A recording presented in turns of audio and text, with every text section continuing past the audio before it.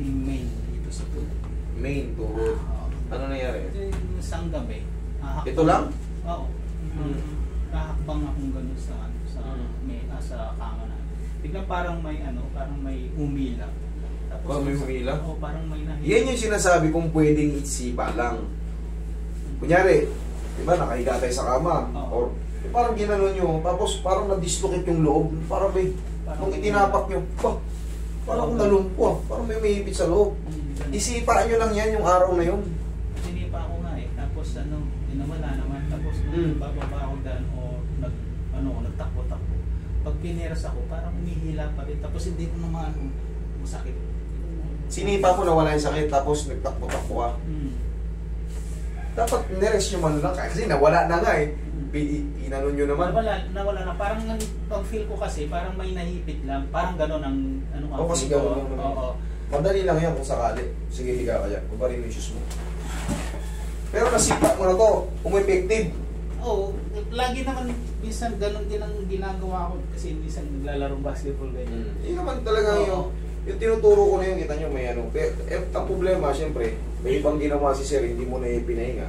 Eh, parang naabuso yung tuhod mo, sumakit na. May naipit.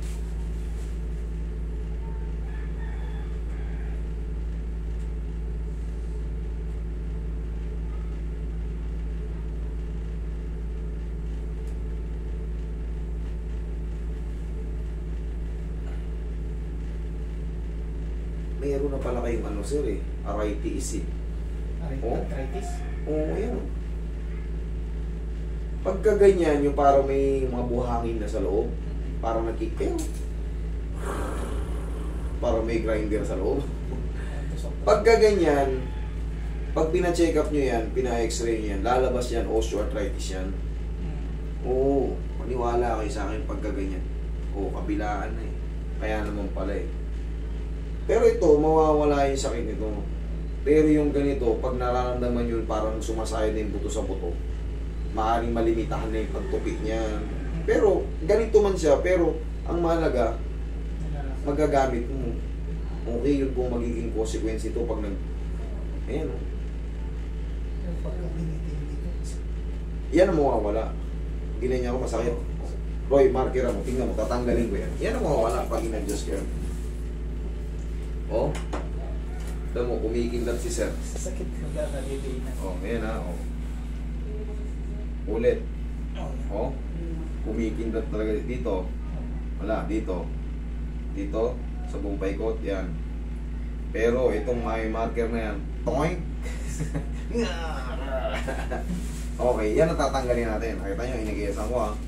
Kaya ako minamarkeran, siyempre para babalikan natin mamaya after adjustment.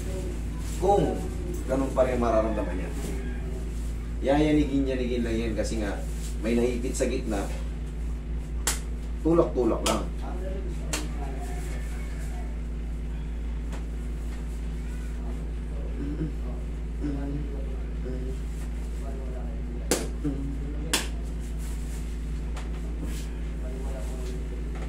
Relax lang, huwag mo labanan. Huwag mo labanan, sir. Thank you.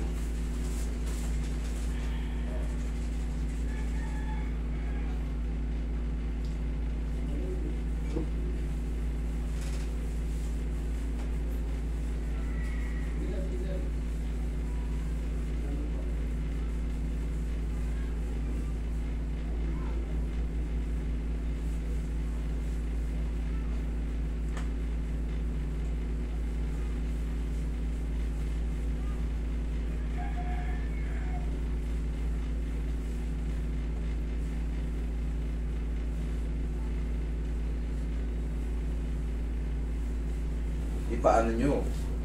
Kasi baka malumpo kayo ito, unti-unting mabibengkong ka nito eh. Susundan yung tapak mo, yung para kayong mababakang. Ganun ang kalalabasan to pang may edad na kayo. Pag di nyo pinahayos yung masakit niya sa tuhod nyo, tsaka unti-unti na kayo mahirapan sa hagdan. Kahit bata pa kayo, kakapit-kapit na kayo sa railings. Pag binabaan nyo yung baan, hindi kaya ng katawan nyo. So nakakain din ba yan? Malaking tulong po yun kasi yung residue ng kinakain natin, mga maalat, Saan mapupunta ang mga furines? Sa mga joint po yan, especially dito sa tuhod kasi naglalakad tayo. Yan. Pagka mataas ang residue ng kinakain natin, yung mga alat-alat, hindi totoo yung mga bula-bulalo. Hindi, yung alat ng bulalo. Maraming good cholesterol, may mga bad cholesterol. Sabi nga nung doktor, kumain ka ng matataba, itinulog mo kaagad. Ay saan mapupunta yung mga mantika nun? Di ba tinulog mo kaagad, hiniga mo. Eh malamang mag-i-standby yun nun, pero kung kumikilos ka, napawisan ka, wala yun, baliwala lang yun. Pero yung alat, kahit kumilos ka dyan, sobrang alat na kinakain mo, sasalain ng yung mga purines na yun, tumatambay yun sa mga sa mga joint. Pero siyempre, yung mga pagtambay na yun, pagka nag-i-ehersisyo rin tayo, regular na ehersisyo, tanggal din yun. Pero kung hindi tayo nag-i-ehersisyo talaga, anong expectin mo? O ngayon, napitik natin, yan yung marker. Tingnan mo, yan, kita niyo naman, lubog yung kamay ko, alangan naman dayain ko yan. Makalaman naman ng miser yan. Pasok yung daliri ko. Sabi ko sa'yo, yan ang mawawala yung pain. Tapos yan, ganito ang pagsipa. Tigasan mo to. Di ba, kagatuloy yan, nag-iay ka sa kama. Tigasan mo yan, sipa mo. Yan, yun lang. Okay, tignan mo, lakad ka. Tignan mo kung masakit pa. Kahit karate mo pa ng yan Sa akin dito, yung balakang ko dito dati. Okay na. Okay na. Okay ha. Naano mo na. Ayos na. Huwag mo nang basahin. Nagdahilan lang Pero siyempre, yung mga marurong mag-align, kayang-kaya yan. Kumbaga mabilis lang. Pero siyempre, Yung ganitong master sa mga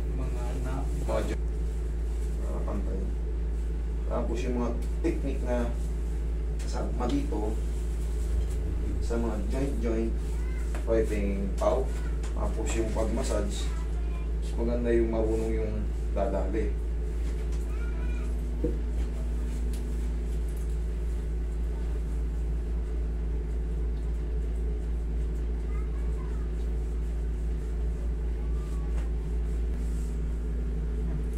To, may sakit pa? kasi ng pola yun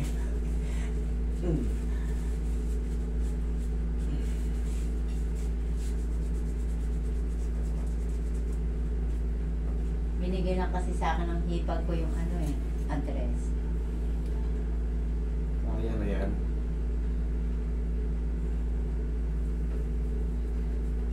Okay? Sir. Ba? Wala na. Sige. Thank you, Okay sir. na dito. Okay na yun. Wala na. Ayos na. Thank you. Thank